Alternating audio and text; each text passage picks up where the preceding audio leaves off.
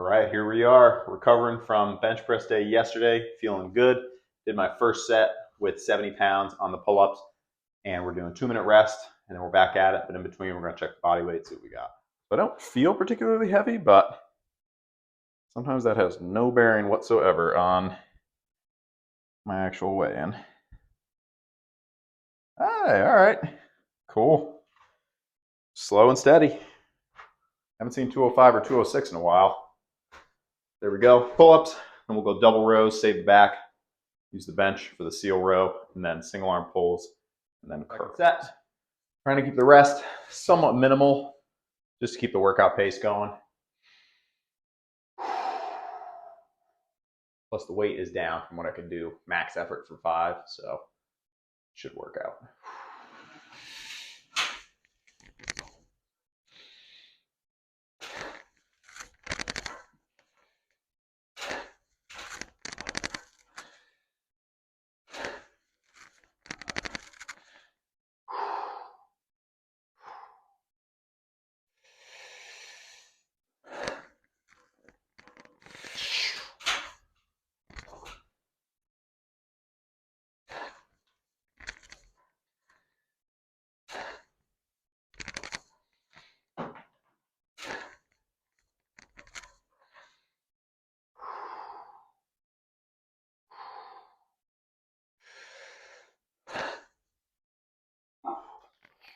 Now this might come across as me coping with me not getting full range of motion sometimes on the last 1 or 2 reps of these, but all the time I get people asking, well, why don't you do chest to bar pull-ups or chest to bar chin-ups? And sometimes I think it's just people trolling, whatever, that's all good. You're helping the algorithm, please continue.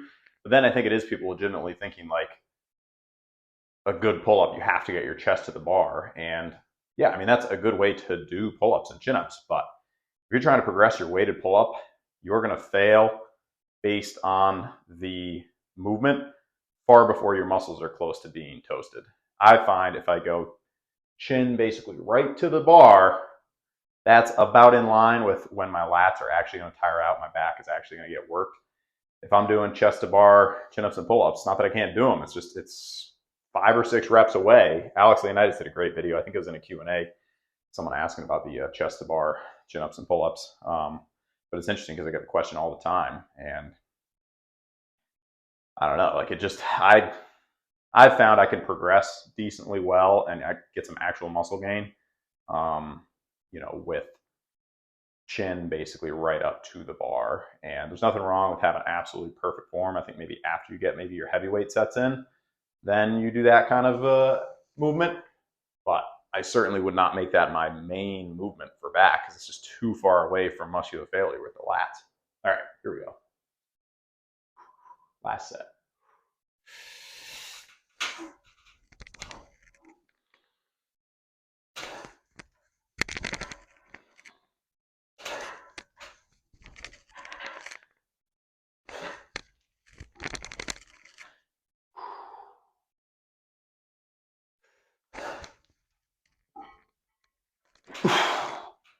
Whew.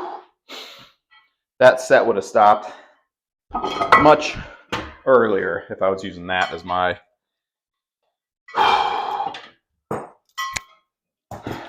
limiting factor for progressing. A little recovery, we'll get those seal rows in. Now listen, I absolutely love the double row where I'm bracing with my lower back, and I think it's a better exercise for targeting more muscles. But when I want to go a little easier on the lower back, for various reasons, I like to go with the seal row, so I feel like I still get good growth in the lats from it, but I don't need to decimate my erector spinae. Just the setup I'm still working on.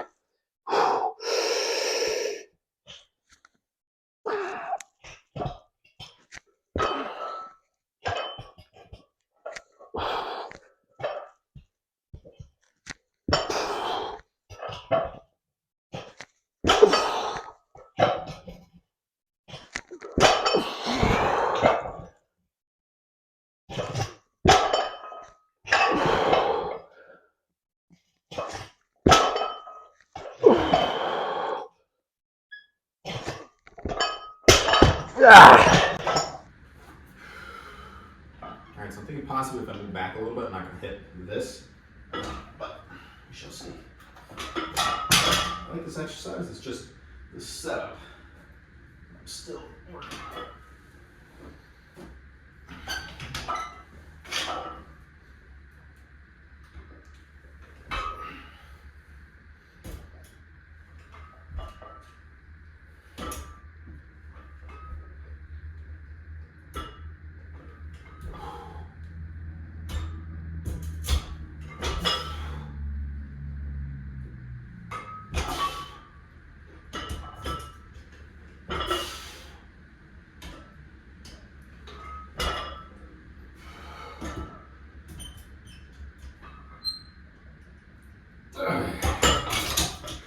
Alright, time for pull downs.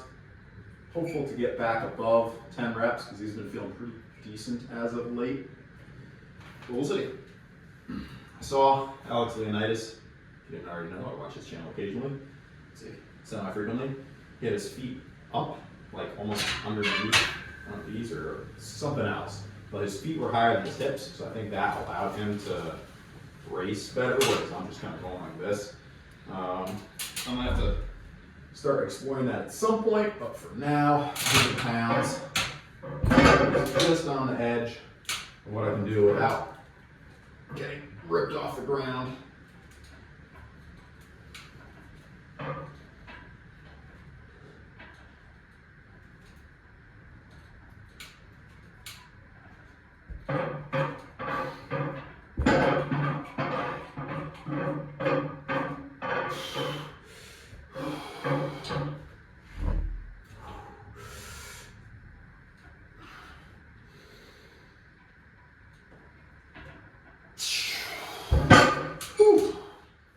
All right, 11.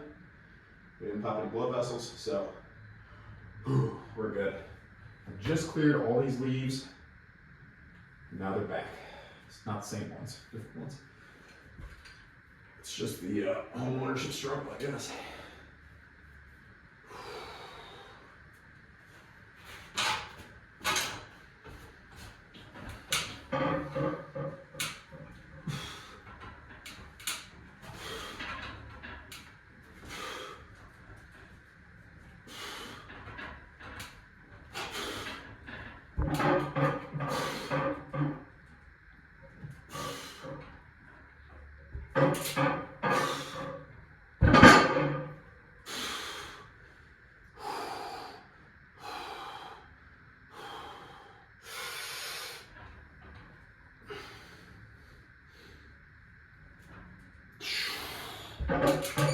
Whew. All right. Actually felt not horrible. Whew.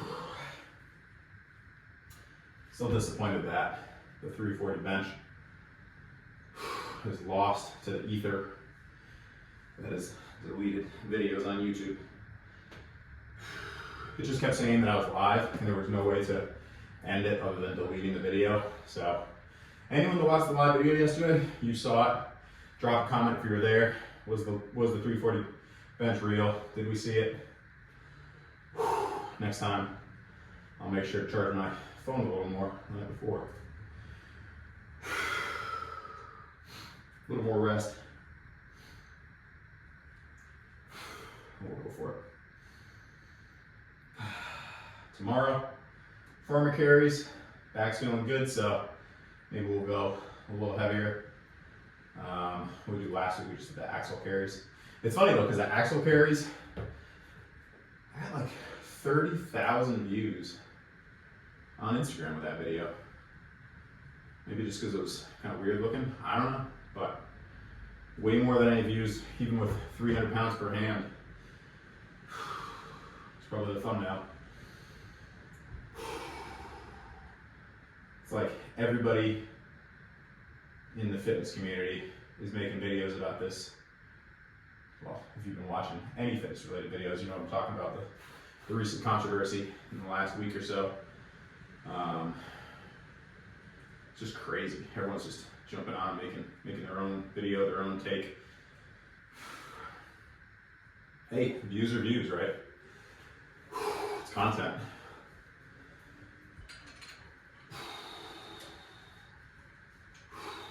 Right. Let's go for 7, 6, maybe 7. What did I say I wanted? 8? Okay, crap. All right, I guess we gotta go for 8. What was I thinking?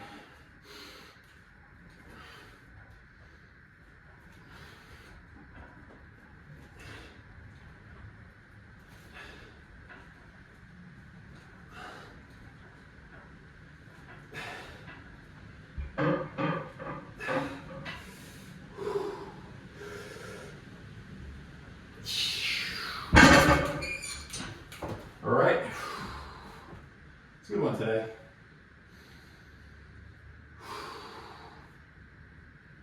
I'm gonna rest a little bit. Yeah, other than that, tomorrow we'll go back squats, obviously, heel elevated. Probably gonna stick with the 275. I think I should have gotten more comfortable with that. Maybe in the 15 plus rep range before progressing. Remember, my goals are twofold. Obviously, I want to get stronger, but I'm also trying to get bigger. And the best way to get bigger, all other things aside, is to not get injured. If you get injured, you're not training. So melding the two things together is crucial, because as a natural athlete, you've got to be increasing your strength over time on whatever the movement is, even if it's a machine. There, I said it. So I really like the strength aspect of it, and the bodybuilding, just the hypertrophy.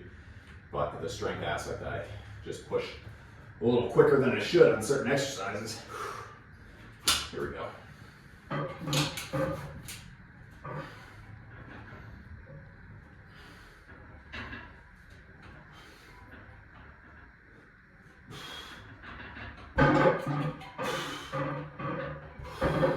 Swing.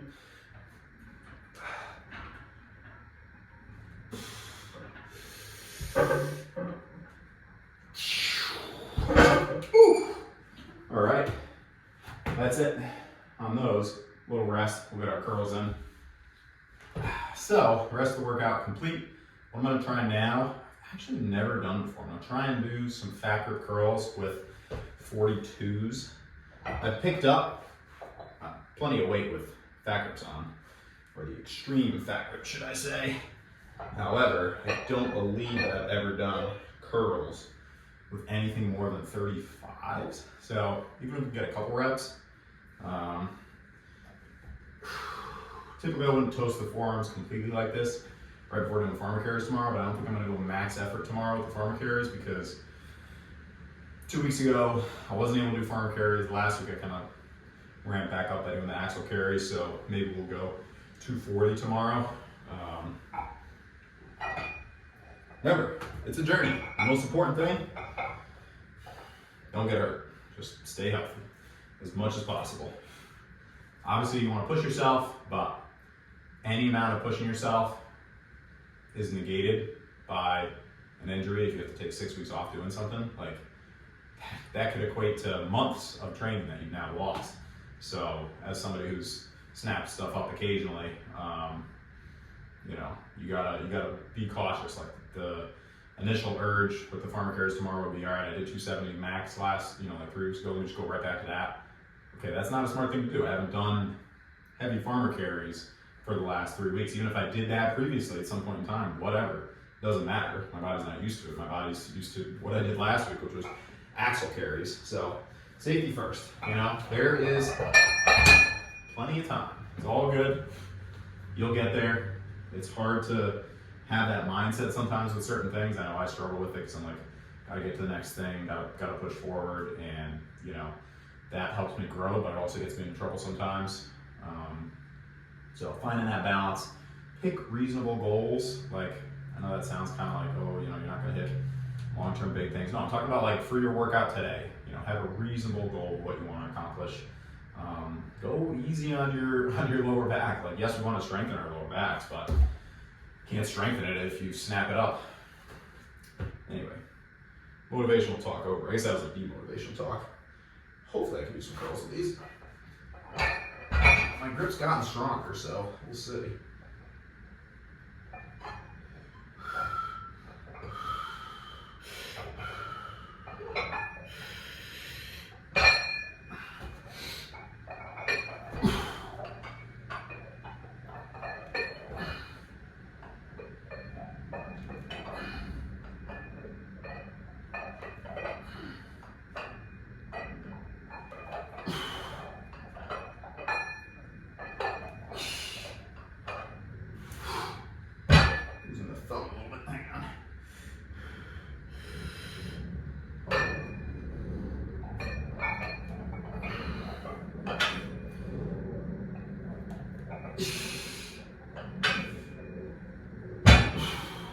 I think that was 8 or 9.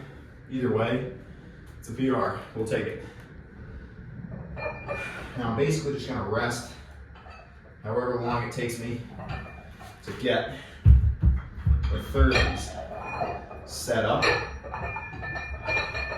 And then we'll go for it.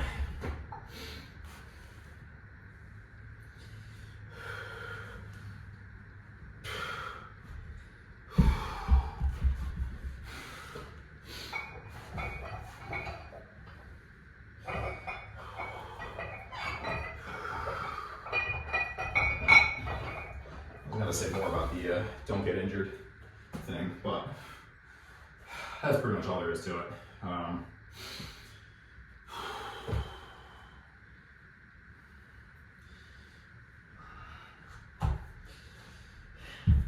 It's an interesting thing about the behind the neck press. So many times I hear people saying, like, don't do it, but for me, it feels awesome on the delts.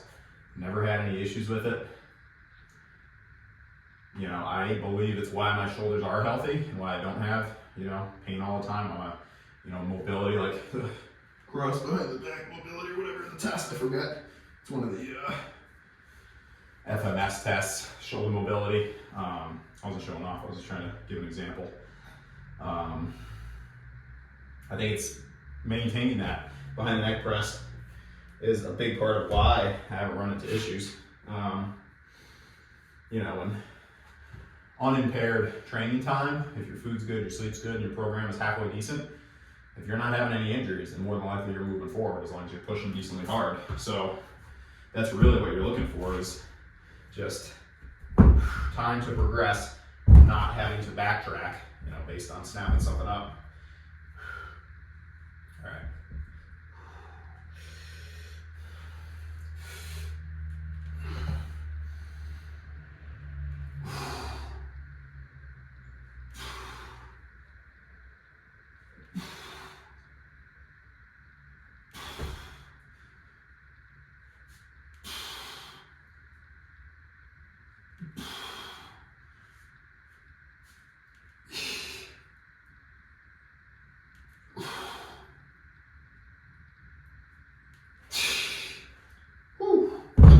All right, forearms feeling good. Last thing, we're gonna get a nice easy set with these 12, 13 pounders.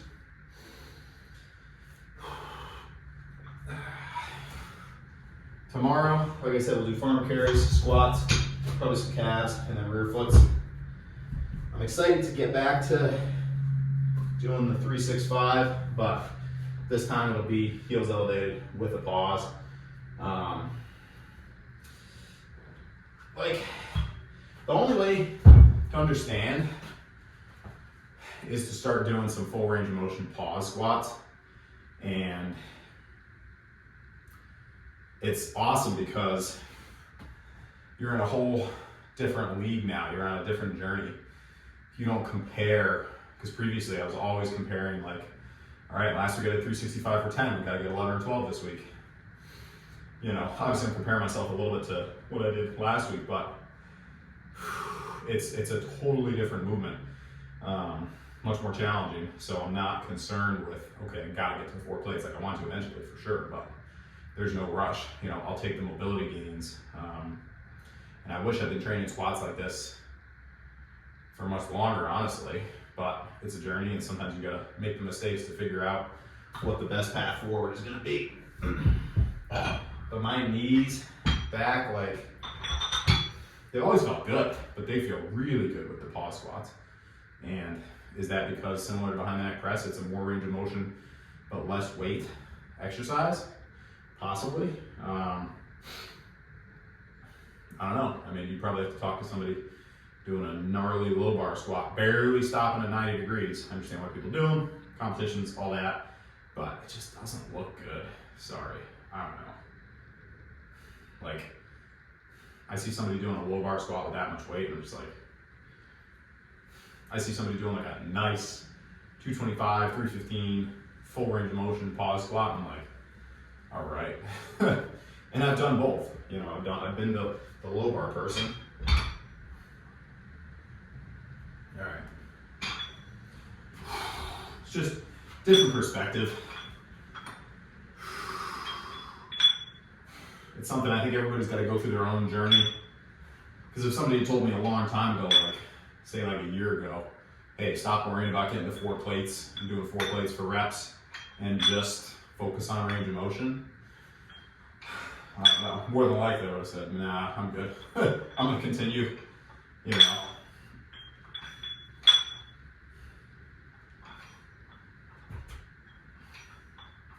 Let's get some hammer curls in here and then we'll rest it.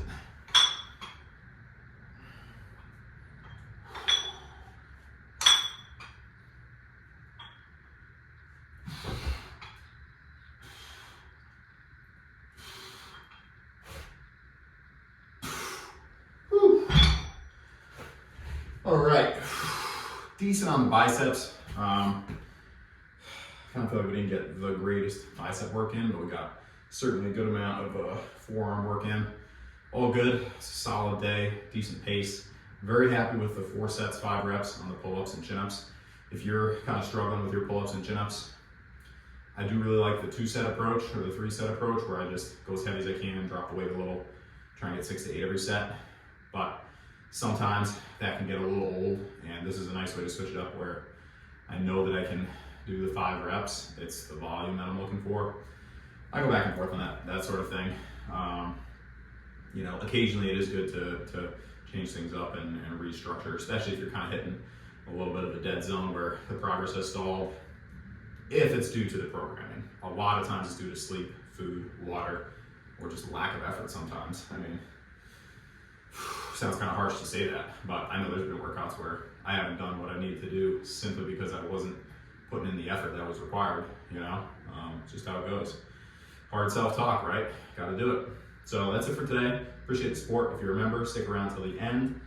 There's a section just saying thank you to you for supporting my channel in an additional way other than just being a subscriber. Hope you have an awesome day. Don't forget to hydrate. We'll see you tomorrow. Peace.